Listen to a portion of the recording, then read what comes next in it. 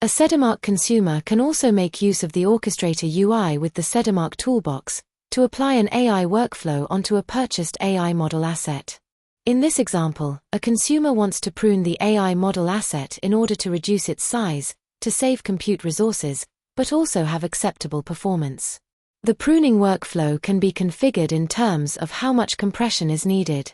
When the pipeline is run and completed, the new model metrics can be viewed and compared with the original AI model asset.